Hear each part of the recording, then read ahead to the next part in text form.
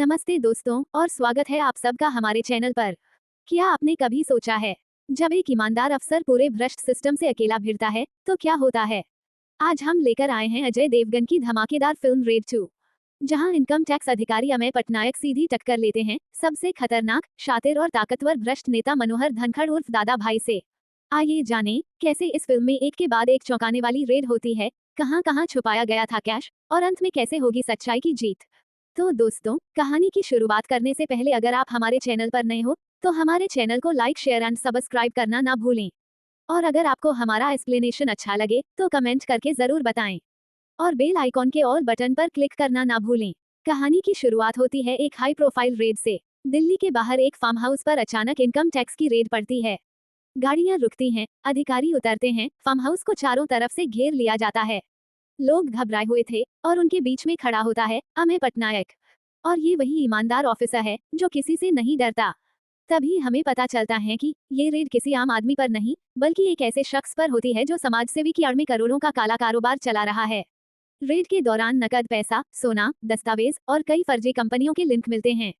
लेकिन इस बार अमेय को कुछ और मिलता है, एक ऐसा सुराग जो उसे एक बड़े सिंडिकेट तक ले जाता है। और यही से शुरू होती है मूवी की कहानी। अब आगे हम देखते हैं कि अमेय को लखनऊ से दिल्ली ट्रांसफर कर दिया जाता है और अब उसे वहां एक गुप्त सरकारी आदेश देश के सबसे बड़े रियल एस्टेट कारोबारी मनोहर धनखड़ उर्फ दादा मनोहर भाई की जांच करने का, जो दिखने में साफ सुथरा, सीधा साधा था, लेकिन अंदर से वो देश भर में भ्रष्टाचार और मनी लॉन्ड्रिंग का जाल बिछा चुका है। और उसने गांव के लोगों के भी मन जीत लिए थे, क्योंकि वो लोग उनसे बहुत ही अच्छा समझते थे। अब सीन शिफ्ट होता है एक छापे के टारगेट से, वो भी दादा भाई के घर में, जो कि समाज सेवा की आड़ में करोड़ों का खेल खेलता है। अब हमें दिखाया जाता है कि सुबह के वक्त इनकम टैक्स की गाड़ियां एक आलीशान फार्म हाउस के बाहर रुकती हैं, जहां गेट खुलते हैं, अधिकारी उतरते हैं और उनके साथ था डिप्टी कमिश्नर अमेय पटनायक। अब जैसे ही दादा भाई उनको देखता है तो वो चौंक जाता है, लेकिन वो ऐसा दिखाता है कि जैसे कि कुछ भी गलत नहीं किया जा रहा है। और वो अमेय पटनायक को कहता है कि आपको गलत खबर मिली है साहब, क्योंकि मेरे पास कुछ नहीं है। लेकिन वो उसकी बात पर ध्यान नहीं देता और टीम के साथ रेड शुरू कर देता है और सब मिलके हर एक कमरा, अलमारी और हर एक कोना छान मारा जाता है। लेकिन उसके बावजूद भी न कोई नकदी, न कोई जायदाद के दस्तावेज और न ही कोई फर्जी कंपनी का सुराग मिलता है। फिर दादा भाई मुस्कुराते हुए कहता है कि मुझे बेवजह बदनाम किया जा रहा है। लेकिन वो उसकी बातें सुनकर कुछ भी नहीं बोलता, क्योंकि वो जानता था कि जो दिखता है वही सच नहीं होता। और अब वहीं से शुरू होता है ऑपरेशन धर्म। उसके बाद अमेय पटनायक को दादा भाई के अतीत के बारे में बहुत कुछ इन्फॉर्मेशन पता चलती है। एक आदमी से उसे पता चलता है कि पहले दादा भाई बहुत ही गरीब था और उसके पिता की जूते की छोटी सी दुकान थी और वो बहुत अच्छे से चलती थी। लेकिन एक बार अचानक से उसके दुकान पर ग्राहक आने बंद हो गए और साथ में वो दुकान भी बंद हो गई। और आज दादा भाई की ईमानदार और मेहनत के कारण ही वो बहुत ही बड़ा समाज सेवक बन गया है। लेकिन वो सिर्फ लोगों के दिखावे के लिए ही समाज सेवा करता है और उसके नाम पे वो लोगों से पैसे और जमीन लूटता है। लेकिन लोग उस पर बहुत ही भरोसा करते थे। वही अब सीन प्रेजेंट में शिफ्ट होता है। अमेय पटनायक जो सालों से सिस्टम की गंदगी से लड़ रहा था, जो हर रेड को मिशन की तरह लेता था, आज उसी सिस्टम ने उसे चुप करवा दिया, एक सस्पेंशन लेटर देकर। लेकिन अमेय जानता है कि सस्पेंड होना ये सिर्फ एक औपचारिक कोशिश है उसे रोकने की। लेकिन वो न तो टूटता है न रुकता है। सस्पेंशन के बावजूद भी वो अपनी तहकीकात जारी रखता है, क्योंकि उसके लिए ये सिर्फ नौकरी नहीं थी, बल्कि उसूलों की लड़ाई थी। तभी तहकीकात में अमेय को पता चलता है कि गांव वाले डरे हुए हैं, लेकिन उनको पता है कि भ्रष्टाचार कहां और कैसे हो रहा है। लेकिन ये जानकर भी वो खुलकर कुछ नहीं बोलते, क्योंकि उन्हें धमकाया जा रहा था, कुछ को लालच दिया गया है और कुछ को सजा का डर दिखाया गया है। और साथ ही में इन सब में गांव की बहुत सारी जवान लड़कियां भी शामिल थी, जिनके साथ दादा भाई ने नौकरी देने के बहाने गलत काम किए थे। लेकिन वो लड़कियां भी डर से कुछ नहीं बताती। अब जब अमेय को गांव वालों की डर और फर्जी नामों से जुड़े कालेधन के नेटवर्क का पता चल जाता है, तो वो अगली चाल बेहद ही सोच समझकर और होशियारी से चलता है। अमेय जान जाता है कि इस भ्रष्टाचार की जड़ें सिर्फ गांव तक सीमित नहीं हैं। इसलिए वो सारे दस्तावेज, जाली कंपनियों के रजिस्ट्रेशन, बेनामी संपत्तियों की लिस्ट इकट्ठा करता है और उन्हें एक नेटवर्क के तौर पर जोड़ता है। वहीं दूसरी ओर हम देखते हैं कि जब अमेय को गांव से लेकर शहर तक के कालेधन के जाल का पता चलता है, तो वो एक नहीं बल्कि कई जगहों पर एक साथ रेड प्लान करता है, जिससे दुश्मनों को संभलने तक का मौका न मिले। अब जैसे कि आपको पता ही होगा कि अमेय सस्पेंड हो चुका था, इसलिए वो कहीं पर रेड नहीं डाल सकता था। फिर वो इसके लिए कई सारे सरकारी अफसर की मदद लेता है और साथ ही में वो मीडिया का सहारा लेता है। उसके बाद क्या होगा? क्या अमेय पटनायक इन सारे रेड को अंजाम दे पाएगा? क्या वो दादा भाई का सच सबके सामने ला पाएगा? ये अब कुछ अगर आप जानना चाहते हो तो आगे की कहानी सुनने से पहले हमारे चैनल को लाइक, शेयर एंड सब्सक्राइब कर दो। और अगर आपको हमारी एक्सपेंशन अच्छा लग रहा हो तो ये कमेंट करके जरूर बताएं। तो चलो अब बढ़ते हैं आगे की कहानी की ओर, जहां अब अमेय पटनायक एक के बाद एक रेड डालता जाता है।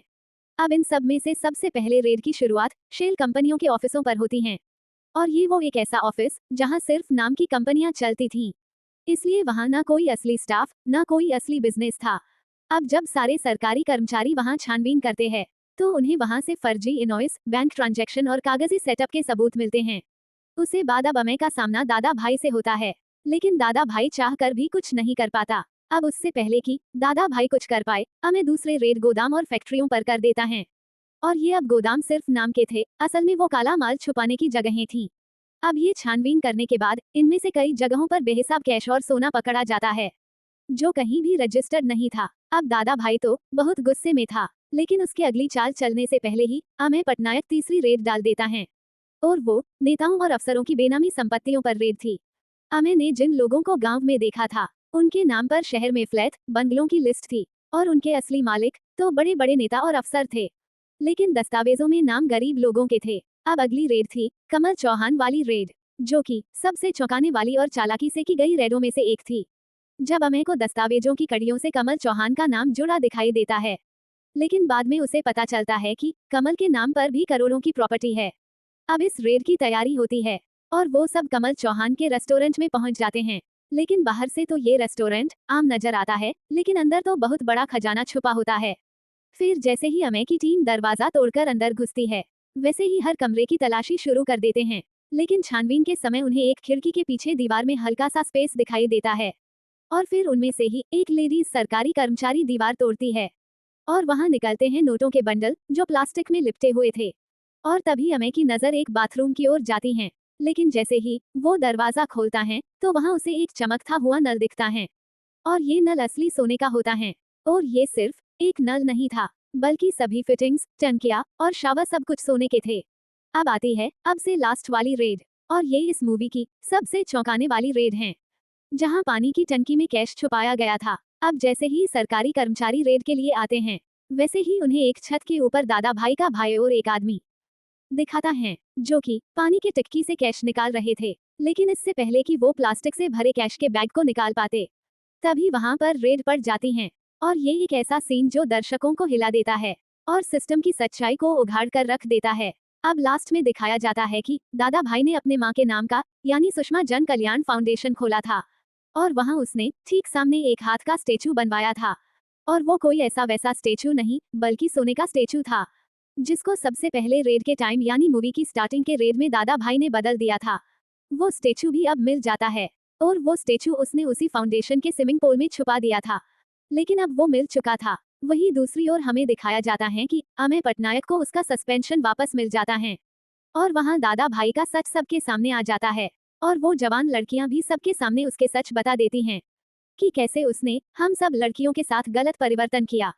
फिर ये सब देखकर उसकी माँ को बहुत बुरा लगता है, क्योंकि उसकी माँ को भी अब पता चल गया था। तभी वहां पर पुलिस की टीम आकर दादा भाई को अरेस्ट कर लेती है और इसी के साथ ये मूवी यहीं पर खत्म हो जाती है। अगर आपको रेड 2 की ये दमदार कहानी पसंद आई हो तो वीडियो को लाइक जरूर करें और कमेंट में बताएं कि कौन सा सीन आपको सबसे ज्यादा पसंद आया। और चैनल को सब्सक्राइब करना न भूलें, क्योंकि हम लाते रहेंगे आपके लिए ऐसी ही बेहतरीन फिल्मी कहानियां जो पर्दे के पीछे छुपे सच को सामने लाती हैं। फिलहाल के लिए इतना ही, लेकिन कहानियां अभी बाकी हैं। नेक्स्ट वीडियो में फिर मिलते हैं एक नए सच, एक नए खुलासे के साथ। तब तक सच्चाई के साथ खड़े रहिए। वंदे मातरम।